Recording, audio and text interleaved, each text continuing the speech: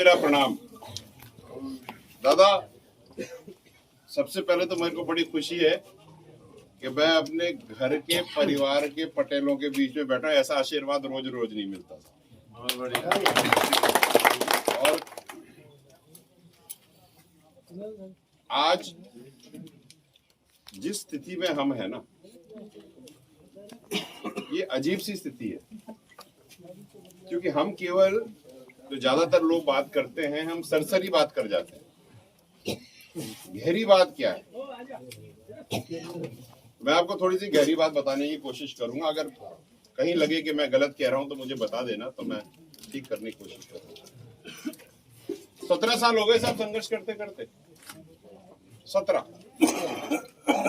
17 साल में अनेक तो शहीद हो गए साहब। भारत को इंडिपेंडेंट होने के बाद में किसी भी सिविल मूवमेंट में सबसे ज्यादा लोगों की शहादत हुई हो, वो गुर्जर आंदोलन ही और आरक्षण की लड़ाई ही रही है। लेकिन आज क्या दादा, राम राम, आज की तारीख में अगर हम देखें तो पिछले 17 साल में अपने समाज को मिला क्या है, ये पहले सबसे पहले समझने की जरूरत है। मेरे हिसाब से हमें केवल दो ही चीज मिली है। भाई कोई एमएलए बन गया हो, मिनिस्टर बन गया हो, उसकी तो मैं बात नहीं कर रहा, मैं समाज की बात कर रहा हूं। समाज को क्या मिला?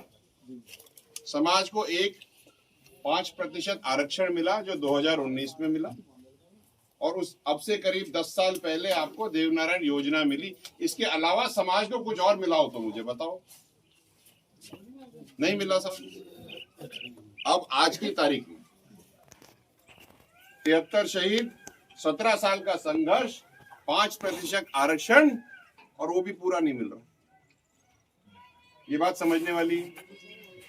कहीं 1.5 मिलता है, कहीं 2.5 मिलता है, और उससे प्रणाली लगा के ये कर दो। चलो, ये तो हो गई आरक्षण की बात। जब हम लोगों ने शुरुआत में संघर्ष किया था और जब देवनारायण योजना हमने बनाई थी मिलकर के, तो वो इसलिए बनाई थी कि हमारे बच्चे 6ठी क्लास से शुरू हो जाएं और धीरे धीरे पढ़ लिख करके आगे बढ़े। इसके अलावा तो देवनारायण योजना में कुछ नहीं था कि स्कूल बनाओ जैसे ये बना हुआ है, छात्रवृत्ति दो जिससे कि बच्चे पढ़ लें, आप गुरुकुल योजना में डालो जिससे कि बच्चे अच्छे स्कूलों में पढ़ लें जहां पर बाकी बच्चे भी पढ़ रहे हैं। यही तो बात थी। और स्कूटी मिल जाए कि लड़कियां प्रोत्साहित हो जाए और आगे चले जाए। आज इन सब चीजों के ऊपर अगर हम बात करें, दादा एक मिनट,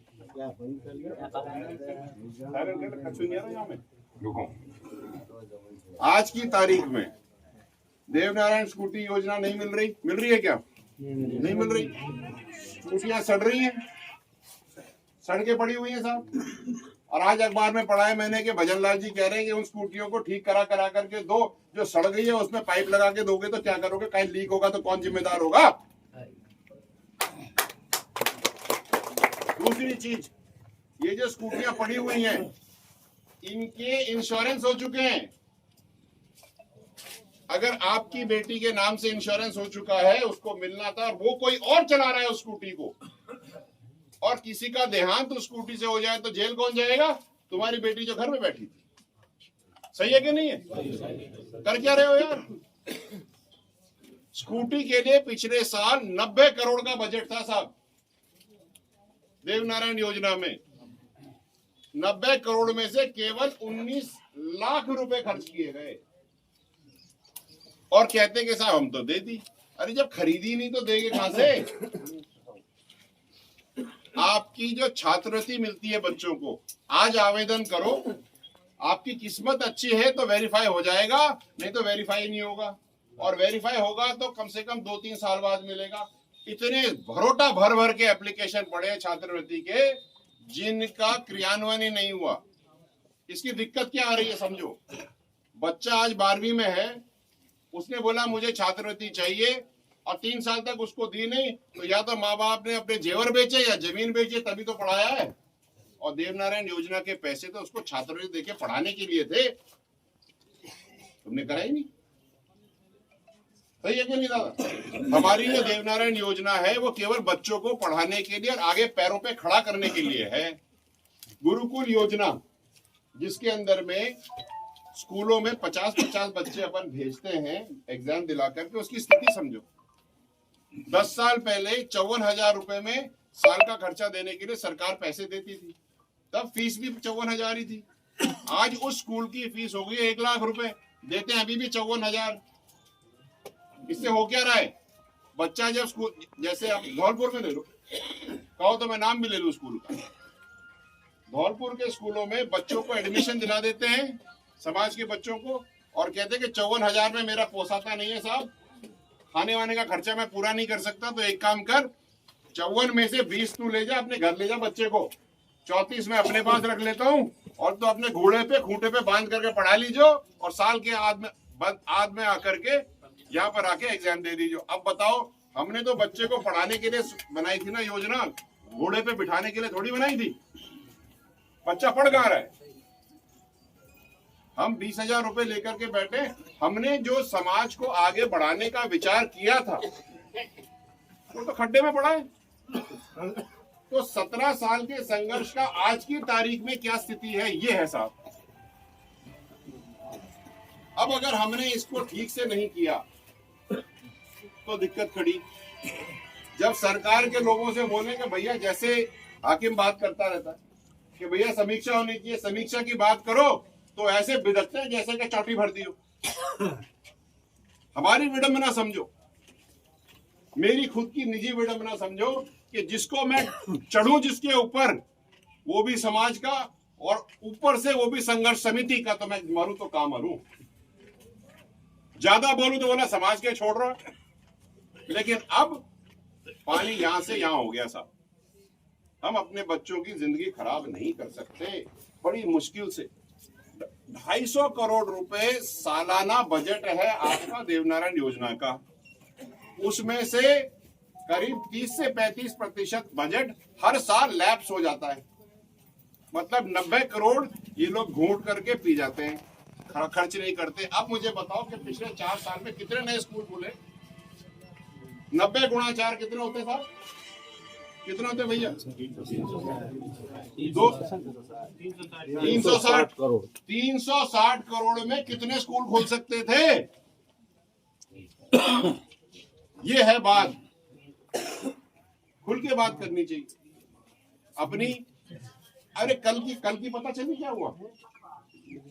कल आपके कन्या महाविद्यालय नांदौती में, क्योंकि अब समाज ने तो लठ उठा लिया है, तो मारेंगे सोटा। अब जब सोटे की आवाज ही लगने लगे ना, धनक, तो उन्होंने चिट्ठी निकाली है कि जितनी भी लड़कियां, सुनो समझो, जितनी भी लड़कियां कन्या महाविद्यालय की हैं नांदौती की, जिनकी स्कूटी बनती है, वो अपने कागज जमा करे। कोई 15 कागज चाहिए उनको, उसमें 4 कलर फोटो भी चाहिए। चिट्ठी निकाली है कल क्या थी? 4, और अंतिम तारीख क्या है साहब? 5 तारीख 3 बजे, आज 3 बजे। और ये कहा है कि अगर आप नहीं जमा करोगे तो आपको आपकी स्कूटी से वंचित कर दिया जाएगा। अब मुझे बताओ, कौन सी दीवार में मुंह मारोगे? आप मारोगे, मैं मारूंगा? सही कह रहा हूं? इतनी देर में तो मंत्री क्या नहीं, सीएम साहब खुद अपने कागज इकट्ठे नहीं कर पाएंगे। 4 फोटो खिंचाने में भी 1.5 घंटा लगता है। और सोचो, कल बनाई चिट्ठी आज चिपकी होगी सुबह अखबार में तो क्या नोटिस पे चिपकी होगी शाम को। जो बच्ची आज आई है उसको कहां से पता चलेगा भाई? उसकी तो गई। ये है स्थिति आपकी देवनारायण योजना की। और एक और महत्वपूर्ण बात मैं आपको बताऊं, 2019 में जोधपुर हाई कोर्ट द्वारा एक निर्णय दिया था। उस निर्णय के अंदर में सरकार के वकील ने हलफनामा लिख करके दिया है, जिसमें ये कहा है उसने लिखित में, कोई भी उतार के देखे, कि एमबीसी समाज का, एमबीसी कैटेगरी का अभ्यर्थी, उसकी गणना मेरिट सबसे पहले जनरल में देखी जाएगी। अगर वो उसमें पास नहीं होता तो ओबीसी में देखी जाएगी। अगर उसमें भी नहीं होता तो फिर एमबीसी में मिली जाएगी, लिखित में है साहब। 2019 से आज 2025 है, अभी तक इसका क्रियान्वयन नहीं हुआ। लेकिन जब कोर्ट ये कहता है कि आरक्षण बंद कर देना चाहिए तो 10 बजे बोलते हैं, 11 बजे बंद कर देते हैं।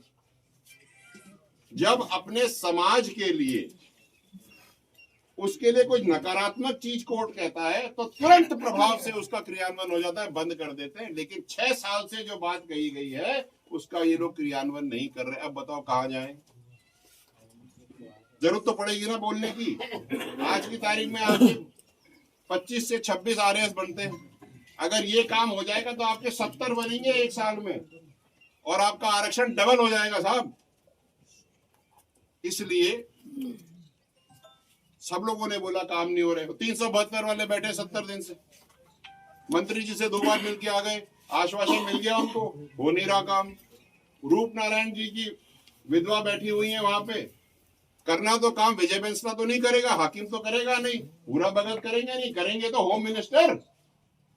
कलम तो वहीं से आएगा ना, होम डिपार्टमेंट से। और होम डिपार्टमेंट के मंत्री जी भी अपने समाज के हैं भाई, और वो भी संघर्ष समिति है, वो तो पीड़ा समझते ही होंगे ना। कर दो ना यार, और नहीं कर पा रहे इसलिए अपने खड़ा होना पड़ा।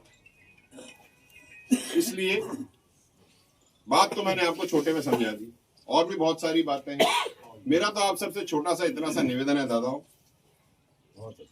8 तारीख को झड़ के आ जाओ, वहां बैठ लेंगे और निर्णय कर लेंगे कि करना क्या है। निर्णय अभी नहीं कर रहे, निर्णय तो वहां करेंगे साहब, सब मिल करके।